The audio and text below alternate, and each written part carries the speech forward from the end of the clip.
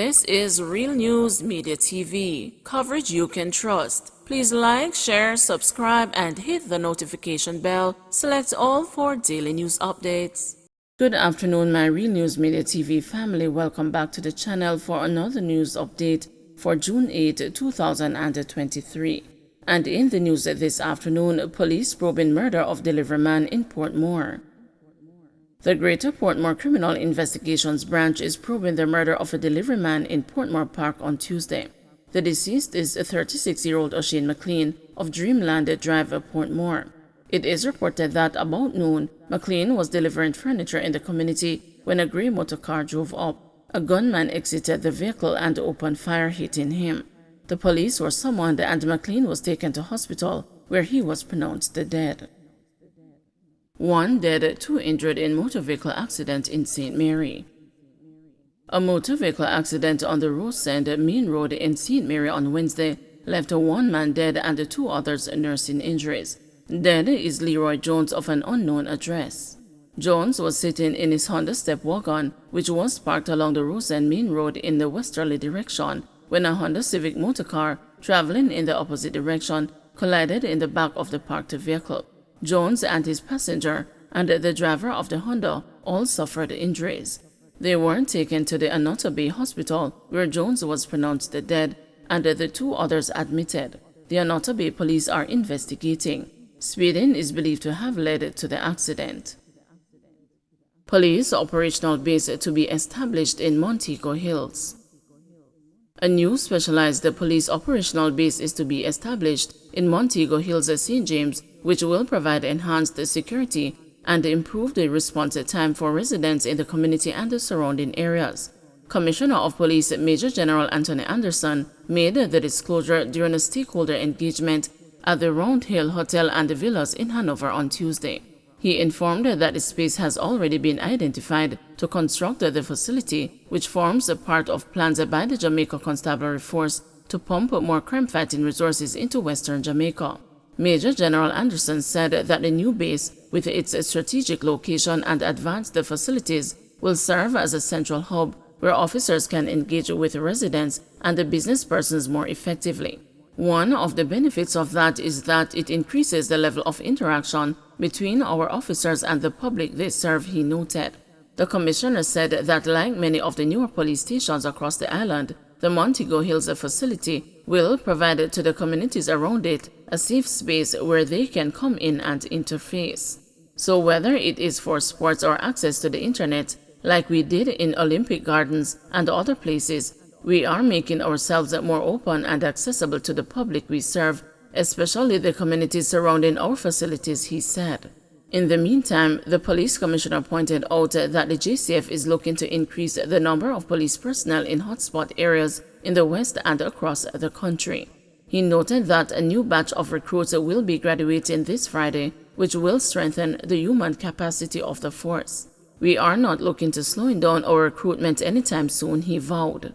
The stakeholders' engagement with representatives of the Hanover business community included discussions on crime prevention measures and other law enforcement strategies aimed at reducing criminal activities in the parish. Gunman fatally shot after man abducted, robbed, and killed in Portmore. A man was fatally shot and his body dumped into the mangroves along the main road in Hillshire, Portmore, St. Catherine, after being abducted from his home and robbed. His girlfriend was also abducted and robbed, however she managed to escape unhurt after her boyfriend was killed. The armed robbers engaged the police in a shootout, which resulted in the death of one of the gunmen.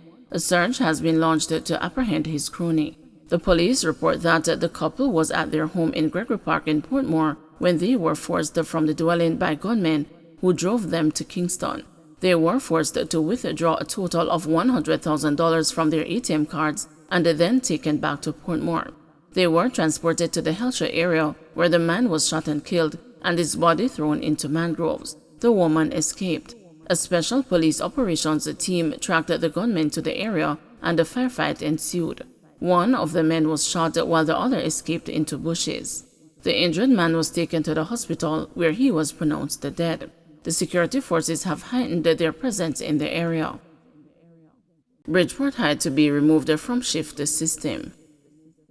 The shift system will be removed from Bridgeport High School in Portmore, St. Catherine by the 2024-2025 academic year, says Minister of Education and Youth Favour Williams. This move will impact 1,626 students, of whom 900, who are in grades 7 to 9, are now on the morning shift.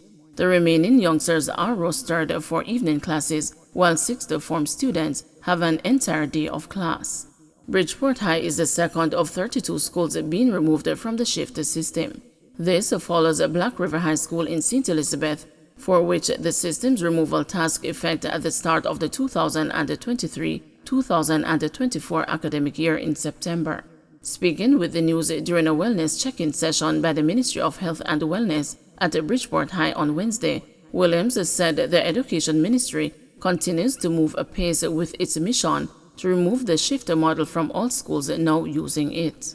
This, she pointed out, is especially because of the stress it causes on our students. Students in shifted schools don't get that many hours of contact time with teachers because their shift has to be shortened, and the teachers and the principals are under stress as well, she stated.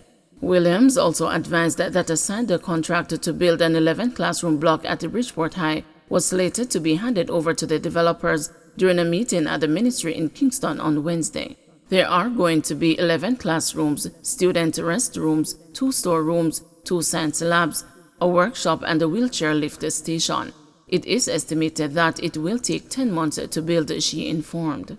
For her part, principal of the school, Beverly Harris, said the teachers have welcomed the institution's planned expansion.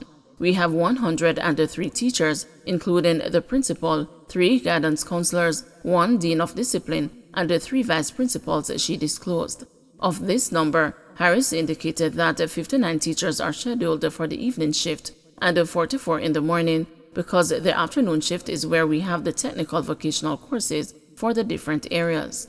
Member of Parliament for St. Catherine Southeastern, where Bridgeport High is located, Robert Miller, added that the move will not only alleviate challenges experienced by the school's administration, but also provide students with the opportunity to participate in extracurricular activities.